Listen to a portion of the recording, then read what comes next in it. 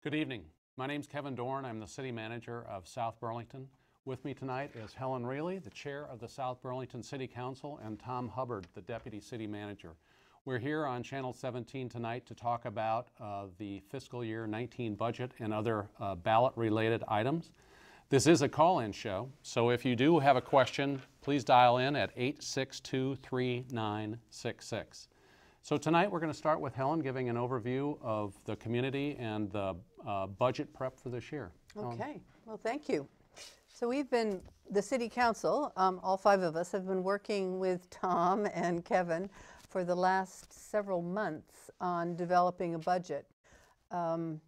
We gave directions to management in hopes of being able to contain the budget growth to around 3%. So they came back in December with that proposal, and we thought about it and considered it, and we had all the department heads come in and really talk to us about what the reality of those numbers were. It's a really tight year. The grand list has only grown by 0.75%, and when they presented the budget, it was really bare bones. It was pretty much maintaining most of the services and really not providing, in the council's opinion, enough money in reserve, and largely because there were three really large budget drivers that are very hard to control. One is a 12% increase in health insurance, and everyone sees that growth, and that's pretty impossible to manage unless you want to take away benefits, but they're all negotiated, so that's really not an easy option. The pension grew at a higher rate, and we're trying very hard to fully fund that pension. In fact, several years ago, we took out a loan of $9 million to shore up the pension fund. So that's a strongly held belief by the council and management that needs to be something that is fully funded. That's the fiscally prudent and responsible thing to do. And then the third driver, I'm blanking on it. Cost of living raises. Oh, the cost of living raises, and we're in the midst of negotiating the three union contracts. So those are three drivers that literally took up all of the growth for the coming year. So we looked very carefully, and we ended up adding back in about $200,000, which raised the final percentage to 3.84, which is a little bit higher than we had wanted. But fortunately for South Burlington, the school board was looking, because of a number of revenue increases that I guess they hadn't really anticipated, a pretty modest increase of under 2%. So it seemed okay, and certainly important for the city to make sure that we have more than $35,000 at the end of the year in surplus, that we really fund some of our reserve funds. And also, we looked at safety equipment and included several items that, you know, the fire department needed winter coats, and we didn't do some things like a police car, but firefighting equipment and a few things that were really important for health and safety for the community.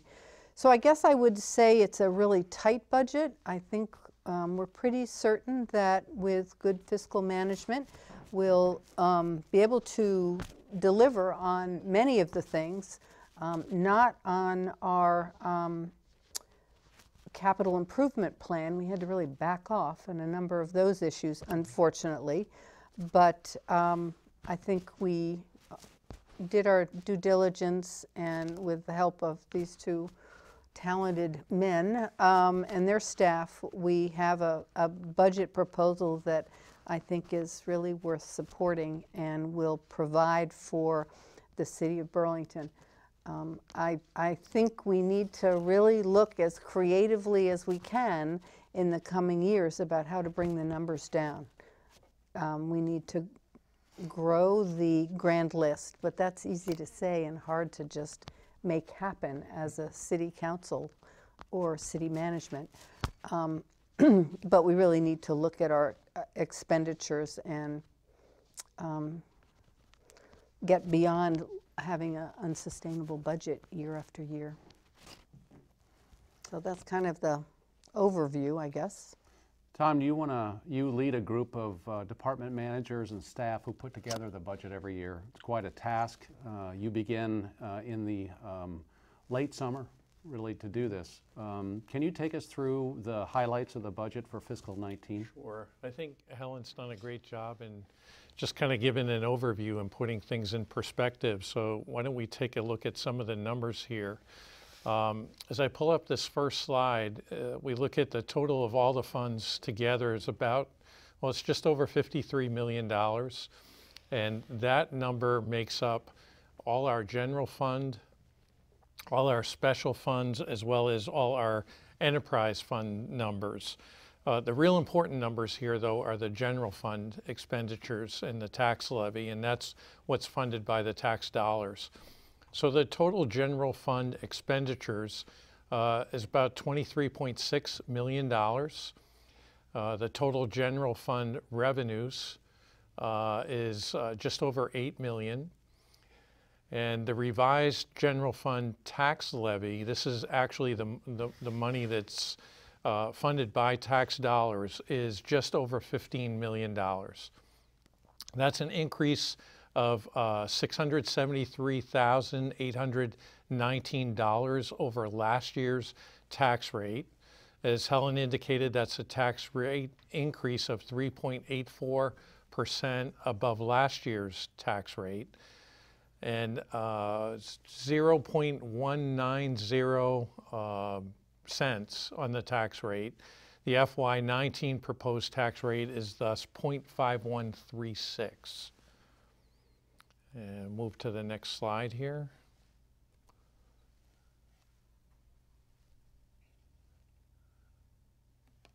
I think they're trying to pull this up on the screen, so I'm just trying to catch up here.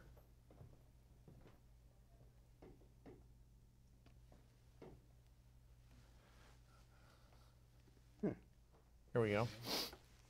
Some of the major considerations for the FY19 budget, first and foremost, of course, is the council guidance, and I think Helen did a nice job just kind of covering what some of the major considerations were as they worked through really a number of different scenarios to determine what might be reasonable and appropriate in terms of the funding for the FY19 budget. Helen talked also about the current level of service, and we feel that this is going to marginally be able to maintain the current level of service that we have. It will meet all our contractual obligations, all our bonded debt obligations. It has support for the CIP, but as mentioned, not the full funding of the CIP, which was approved back in December. And it also funds the annual assessments and support to other entities like CCTV, the Vermont League of Cities and Towns, Green Mountain Transit, the Winooski Valley Park District, and so forth.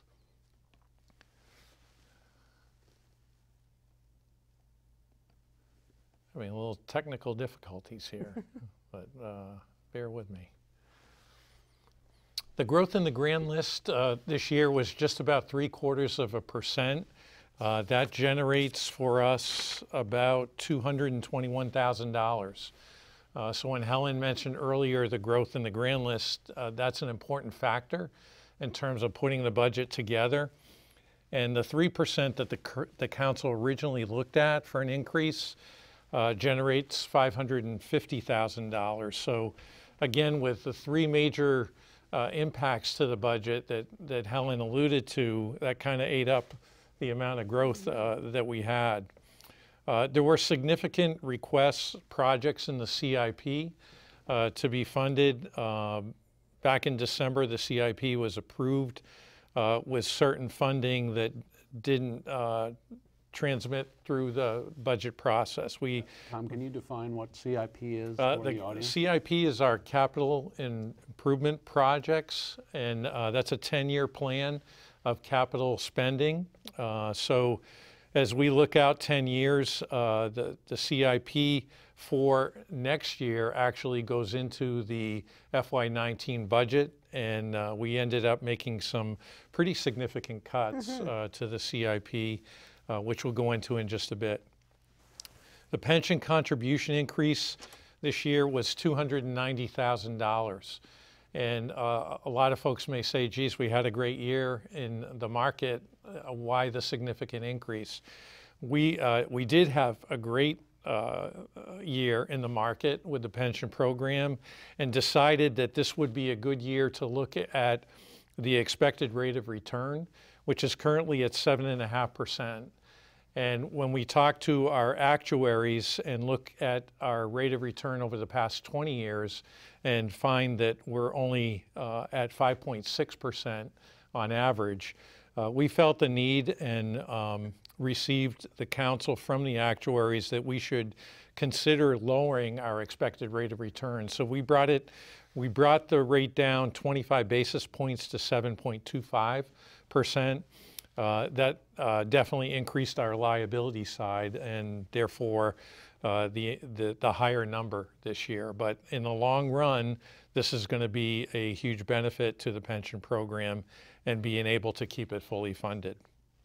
The health insurance increase was 12%. That's $218,000. Projected agreements with the 3 collective bargaining units and the cost of living raises, $236,000. And we have some revenue items that had reductions this year. These would include our fire inspection fees and our electrical inspections, which are kind of tied to the amount of growth in the city over the past year.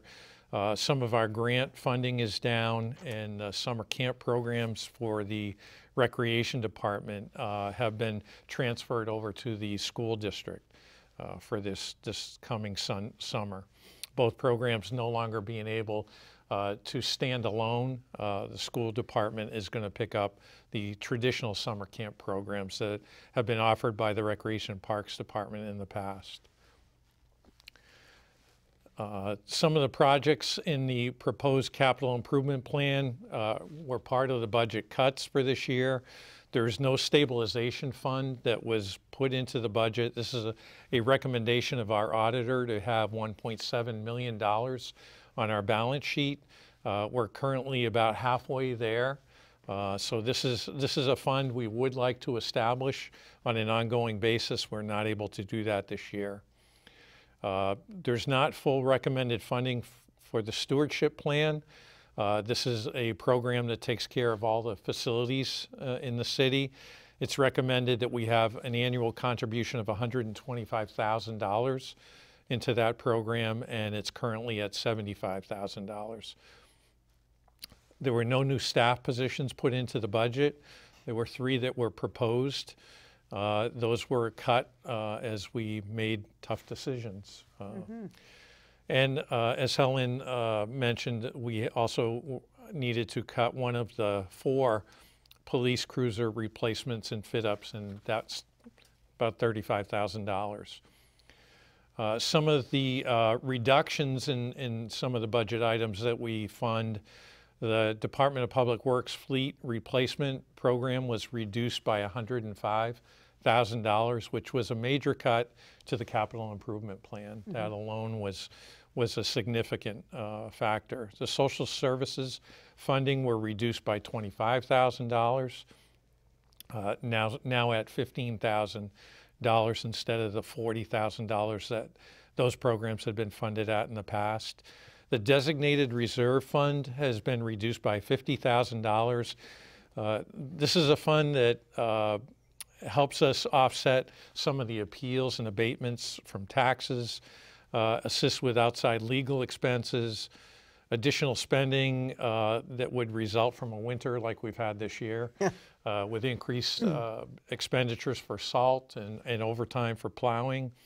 It also helps offset revenue projections that don't make what we expect to bring in.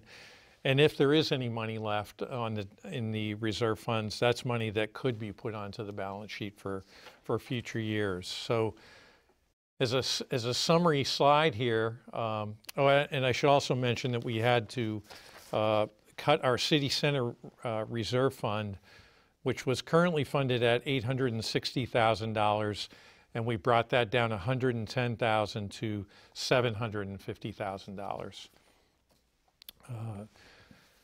If we look at the estimated city taxes and utilities based on the proposed budget, you can see that the city tax rate for a condominium that's valued at just over $231,000 has an increase of $43.96 annually, $3.66 a month. And for a residence valued at just over $336,000, an increase of $63.86, $5.32 a month. And then we've also added the utility rates at the bottom of the slide here. The water rate increase at $5.88 for the year, stormwater at $1.80, and sewer at $9.09. So in summary, that's the proposed budget for FY19. Thank you, Tom. A lot of work went into that budget by you and other members of the team, so we all want to thank you for that work. I would remind our viewers that if you have a question, our number is 862-3966. Helen, the council struggled with the decision to cut the reserve fund for City Center. Can you speak a little bit to what the fund is for and the council's views on the City Center project? Well, the fund is to help us pay for in advance, I guess, the different public developments that are envisioned for City Center. You have to build them before you can generate the TIF revenue. So this is our way of planning for that growth and having a reserve fund so we can go forward and build the streets or build Dumont Park and the library, those kinds of things. We were not totally comfortable with cutting it by $110,000, but the build out and the planning going forward for City Center is slower than anticipated, and so we felt that we still would have enough in the fund to manage the projects for the coming year, so it didn't really hurt us as much as it might have. And frankly, there were the health and safety issues in other parts of the budget, as well as the stewardship fund, to convince us that that would be a better use of those funds in the short term. You can't keep doing that, but it just seems incredible to have a city of 18,000 people have only $30,000 at the end of the year, or $35,000 at the end of the year. That's not enough cushion. I mean, that's just one minor problem that comes along, one little teeny lawsuit that needs outside counsel. So it was important to the council to really have enough in reserve. Well, and it's a tough budgeting year. We know other communities are going through many of the same issues, and so the council spends a lot of time, and I know you and your colleagues do feel very deeply about the investments that are made, and also the impact on the taxpayer, paramount. Right. I would just add, I mean, I think I mentioned that we had learned, and we specifically asked the school department and the school board what they were looking at, because certainly there was, earlier on, I was almost panicked because statewide the Montpelier was suggesting, or the governor, you know, you might have to increase your school money by 9 cents. And that's a lot. So when they said, well, we have this other revenue, and we've been able to cut our budget and keep it to 1.96. We felt that that gave us a little wiggle room to fill in some of the deficits in our budget this year. And we try to really be aware of that. So together, I mean, we're the smallest part of the budget. The school budget part is the enormous part of your property taxes. But we want to be sensitive to the total package for the homeowners, and felt that we could ask them to increase just a little bit more on the city side to make sure that we have some reserve and we have some safety expenditures in place, so the city services are well provided. Well, when voters go to the ballot on the 6th of March, there'll be two other items that they will consider. One is a $2.98 million bond issue for our sewer expansion. Specifically today in the Hadley Road, Proctor Avenue area, downhill from Rice High School, the sewage in that area flows in and is treated by the city of Burlington in their plant. In recent years, the city of Burlington has raised its rates considerably, and so we've made a decision to go to the voters and ask for bonding authority to divert that sewage back to our Bartlett Bay plant in South Burlington. The important thing for voters to remember is that even though it would seem that that is a distinct area of South Burlington, and if you may not live there, you may not think this affects you, but everybody in South Burlington pays the same rate. And so if we get savings in one area, that translates into savings for all ratepayers. We're hoping to begin this project this year with voter approval, and we will realize savings against what we're currently paying the city of Burlington. We will realize savings in year one. It's $2.98 million total bond issue. We have to represent the entire cost of the project, but we expect to get some grants and loan forgiveness that will make that number burden on the taxpayer, or ratepayer in this case, reduced. And so that's a very important project for all ratepayers into the sewer fund. The other issue that is on the ballot on March 6th is something called the authorization of a union municipal district. The city of South Burlington has been working with 7 other communities to establish a governance body that will oversee the consolidation of dispatch services, emergency dispatch services in those communities. Today, if you dial 911, that call goes into something called a public safety answering point. And generally that's the barracks in Williston, the state police barracks. If they're busy, it gets bumped to another location. As it turns out, the town of Shelburne is also a PSAP, and so the idea is that we will bring the PSAP together with the dispatch services from all of these communities into one location, and we will be able to save, studies show, up to 71 seconds per emergency call for our first responders. So in order to get there, we need to set up a union municipal district. In order to do that, we need the voters to consider and approve that item. So those are the things that are on the ballot. It's been a tough budgeting year. We're excited about regional dispatch, and we're excited about the bond issue and the upgrade of the sewer system and the savings that that's going to mean to the ratepayers. But Helen, we have a couple minutes left. Can you talk a little bit about what's going on in City Center right now, the new construction? Oh, sure. So, and I also want to really encourage everyone to support both of those ballot items. The entire City Council was highly supportive, and the sewer project over the 20 years of that bond, we should be able to realize about $4 million in savings. So it really, in some ways, was a no-brainer. And we also feel, as a council, that the dispatch, centralized dispatch, makes a lot of sense in terms of safety, improved safety, consolidation of service that the entire county needs. I mean, the whole county is 125,000 people. That's like a really small city somewhere else, and they wouldn't have 7 different dispatch services.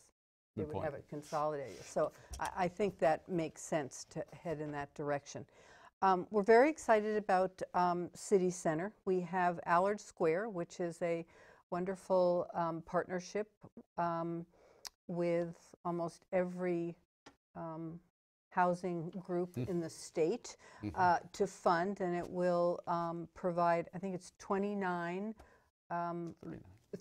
excuse me, apartments for elderly of low income or moderate income. So it's a really important, meeting an important need for this region, for sure. That's under construction. We had build out of 12 units of housing at the far end of Market Street. We certainly have had for several years. The Pier 1 and Trader Joe's. And there's other efforts that are underway, under discussion. There's quite a few different owners of property. Yes. I think the city of South Burlington is happy to be working with Snyder Braverman. They have a contract with the largest landowner, and I think that helps to make the project both move forward and have sort of the balance and address some of the needs that we're looking at.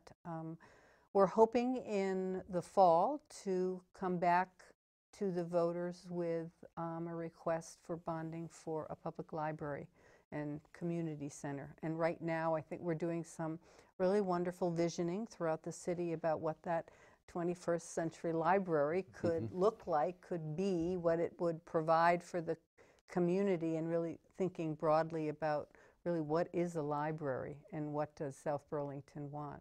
So there's a number of things that are moving forward, and I guess we start working on Market Street this summer. The construction there. So I think that will be a very tangible view for people driving through to see the city center coming together. And we also have made great progress on the city center park, what was known as Dumont Park, and we're going to, I think, have a competition for what to name that park. So I'm excited. I wish it was faster. I wish there was more, but we are doing our darndest to encourage and push the envelope along with the development that I think our city really wants and needs. Well, it's been a vision of the community to have its own downtown for the better part of 40 years. Yeah. And so it's great to see this come to fruition.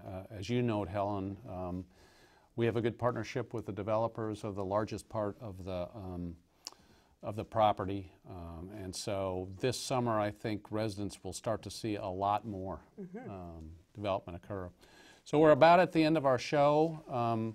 Tom points out that we do have budget booklets available to the public. You can call our office or contact us through our website if you'd like a hard copy. We've saved some money this year, and we're sending them out to people who want them. Otherwise, the budget is on our website, and so we would ask you to go there. So for Helen Riehle and Tom Hubbard, thank you all for watching tonight, and please go out to vote on March 6th. Good. You could be